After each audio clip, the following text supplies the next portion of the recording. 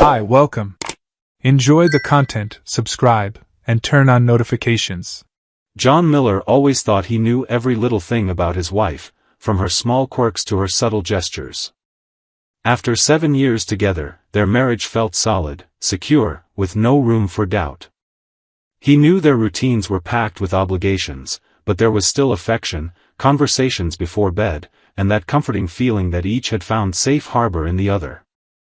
Emily always had a lightness about her, easy laughter and little comments that could lift the weight off any tough day. It was just an ordinary morning, as he was getting ready for work, when something unusual caught his eye.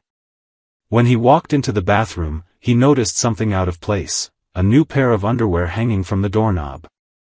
The color was bright, a striking lime green, with delicate lace edging and a small metallic charm shaped like a chili pepper attached to the side. John had never seen this piece before. The image stuck in his mind like a snapshot, the bold design contrasting with how casually it was left there, as if it had just been forgotten. Curious, he made a light comment when Emily showed up. He asked about the underwear, and she laughed, saying it was a gift from a friend. She added, half joking, that she might wear it for a special night. The way she said it seemed natural, and John didn't press further. In fact, he found it kind of fun to imagine the moment she was hinting at. The playful tone in her answer sparked a little excitement in him, and the underwear became, in his mind, a symbol of intimacy, something just for the two of them. Even after he left the house that day, the image stayed with him. He pictured Emily picking out that piece to surprise him at some point, and it brought small smiles to his face while driving or answering emails. In a long marriage, little gestures like this carried special weight, keeping the spark alive that so many couples let fade. In the days that followed, life went on as usual.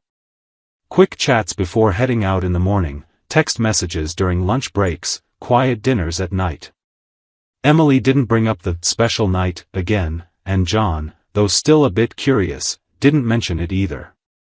In his mind, maybe she was planning something for their upcoming wedding anniversary.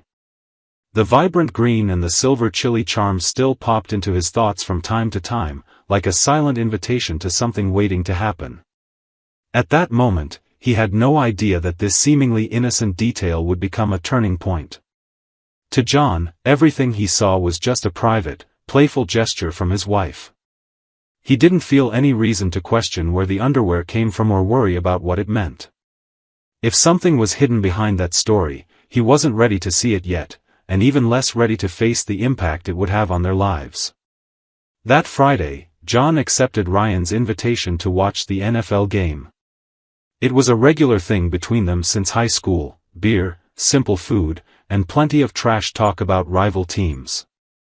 When he arrived, he found the usual scene at his friend's place: people talking loudly, bottles on the table, and the familiar mix of snack smells and drinks, along with a faint, fresh scent, like someone had just gotten ready to go out. He settled onto the couch, exchanged a few jokes with the group, and turned his attention to the game. At one point, he felt a cold draft from the window and looked for something to cover up with. Ryan pointed to a blanket that should have been in the corner of the couch. As John pulled the cushion aside to grab it, his fingers brushed against a different kind of fabric. It was small, soft, with a lace texture. Instinctively, he pulled it out to see what it was. The moment the piece came into view, his whole body reacted. The bright lime green color jumped out, and there, hanging from the side, was the metallic chili pepper charm. The world around him seemed to go silent for a few seconds. This wasn't just similar to the one he'd seen at home, it was identical. Same lace, same color, same charm. John held it for a moment, as if his brain needed time to process what he was seeing. The memory of Emily saying it was a gift from a friend flashed into his mind, but now that version started to fall apart. He glanced toward the kitchen, where Ryan was laughing at something one of the others had just said. Seeing his best friend, relaxed and caught up in casual conversation, felt painfully at odds with the suspicion growing inside him. Every one of Emily's recent outings began rearranging itself in his memory.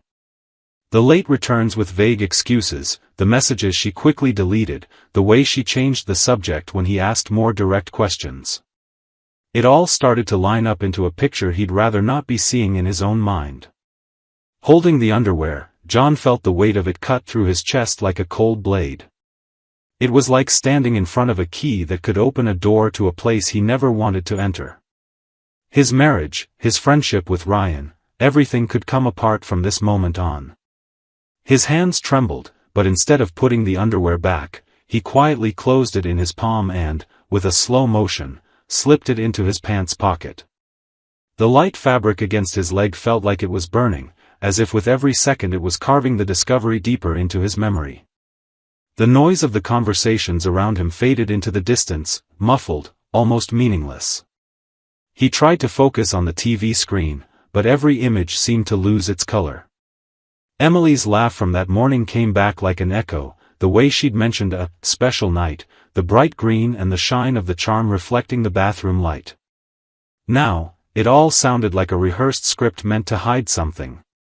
Minutes dragged by, but to John it felt like hours. With every second spent there, the feeling of being trapped grew stronger. He needed to leave before anyone noticed the hard look on his face. He took a deep breath and, keeping his voice steady, said he had to go, claiming he wasn't feeling well. Ryan, distracted by the excitement of the game, just waved and wished him well, completely unaware of the storm his friend was carrying. As he stood up, John felt the weight of the underwear in his pocket like a secret pulsing against his skin. He walked across the room, greeting people out of politeness as he passed, but not really seeing any of them. When he stepped out the door, he breathed in the cold air and kept his eyes fixed on the street ahead, as if each step was an effort to hold back everything threatening to explode inside. The drive home wasn't on autopilot, each corner felt longer, each red light slower, and with every stop the same question hammered at him: how far did this go, and what was he about to find out? John entered the house quietly, still feeling the weight of the underwear in his pocket and his mind spinning in circles.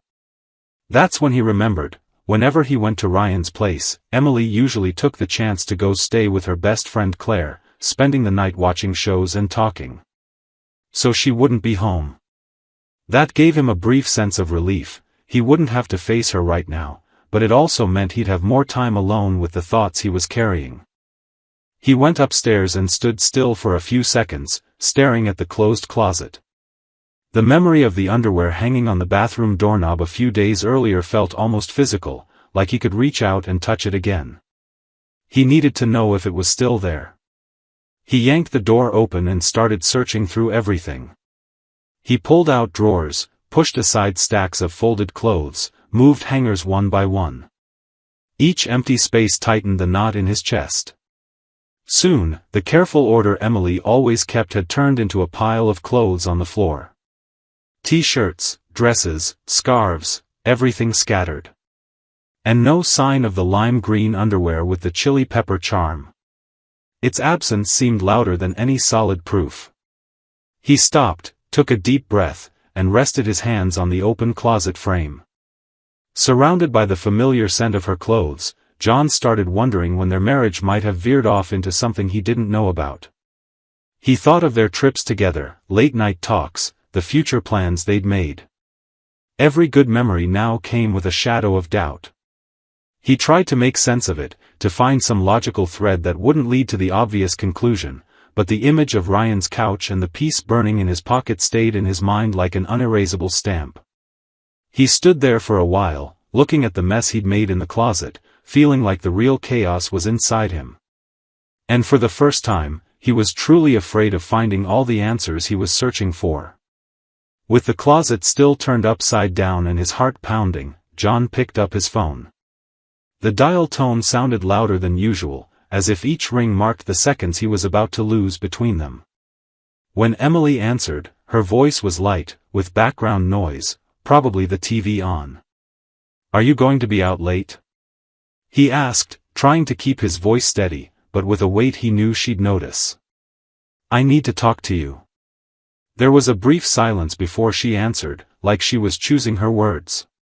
"We're in the middle of a show at Claire's, might be a while. can't you talk on the phone? He closed his eyes for a moment, taking a deep breath.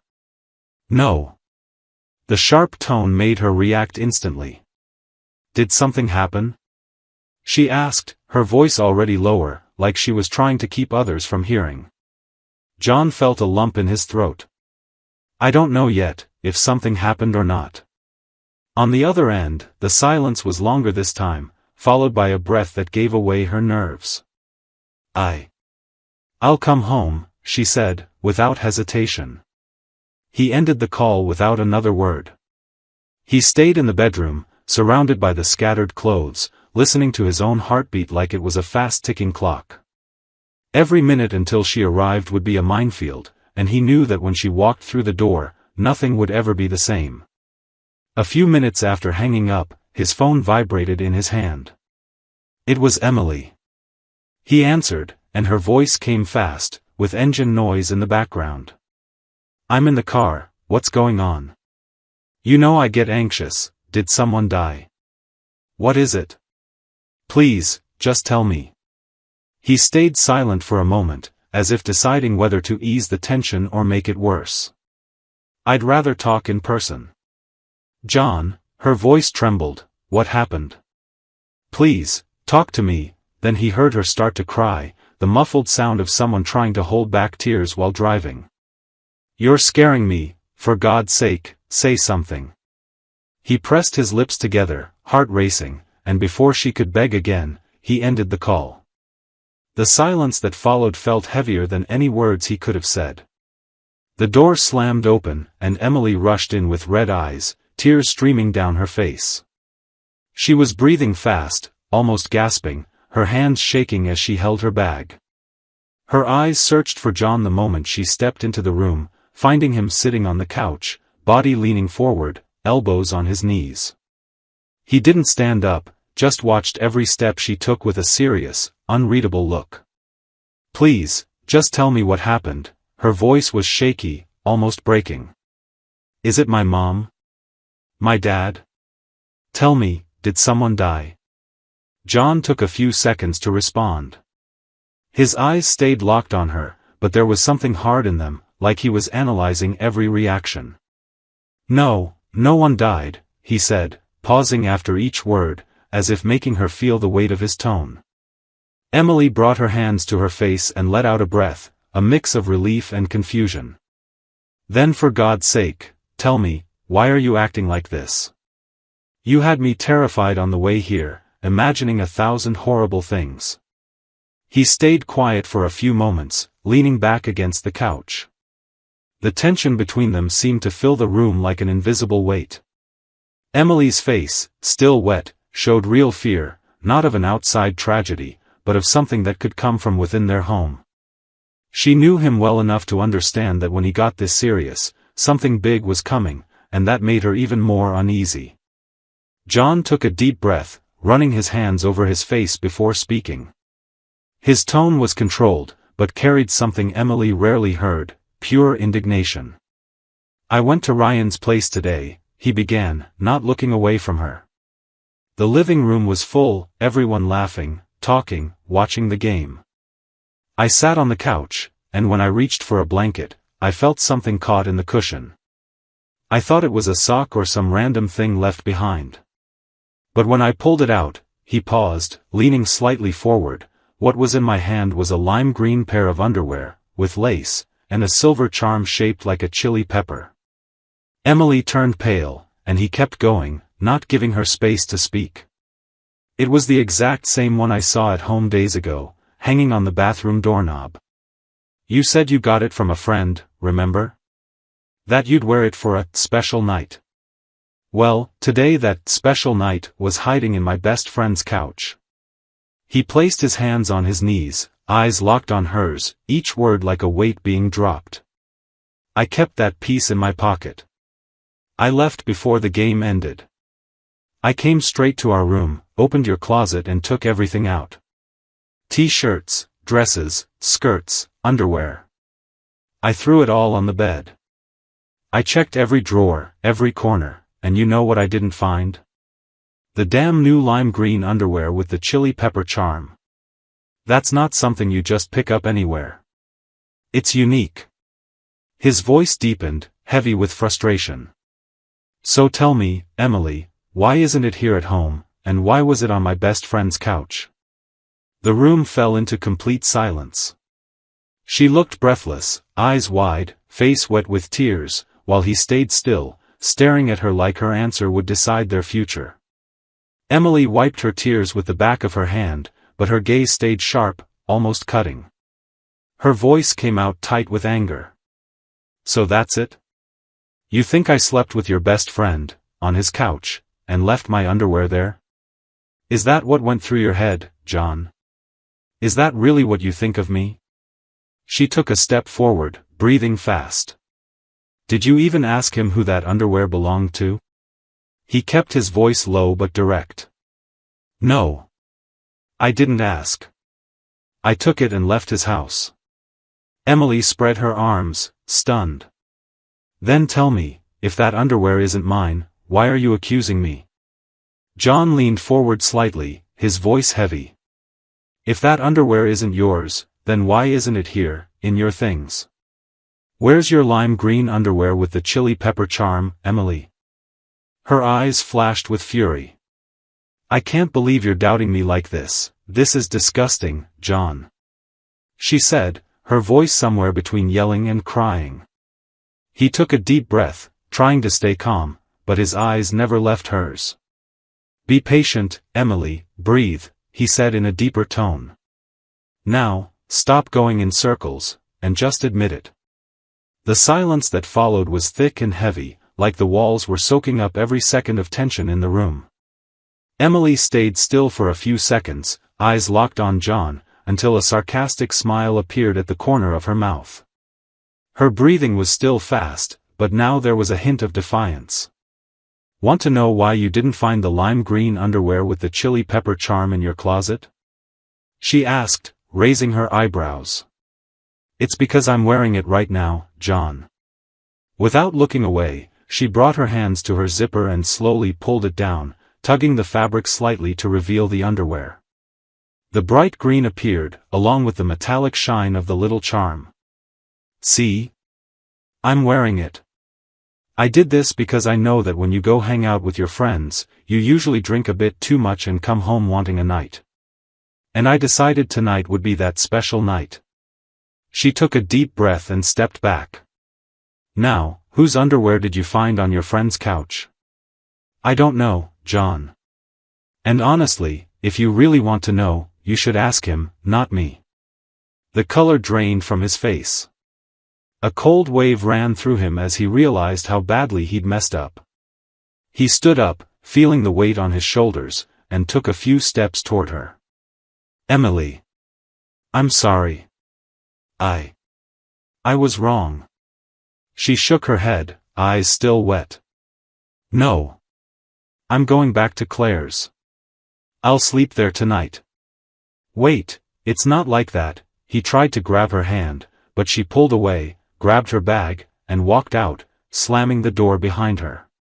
An hour later, at her friend's house, her phone rang. Emily answered, and John's voice came through low, full of regret. Can you come out for a bit, please? She went to the sidewalk, where he was waiting, leaning against the car. They talked for a few minutes. He repeated his apology, admitted he'd let jealousy and anger take over. Emily listened in silence, took a deep breath, and said, I forgive you today. But I'll sleep here. John nodded, accepting her decision. He drove home alone, carrying the weight of shame for having doubted the woman he'd always believed he knew completely. Thank you for watching the video. If you enjoyed it, don't forget to subscribe to the channel and turn on notifications so you won't miss any updates. See you next time.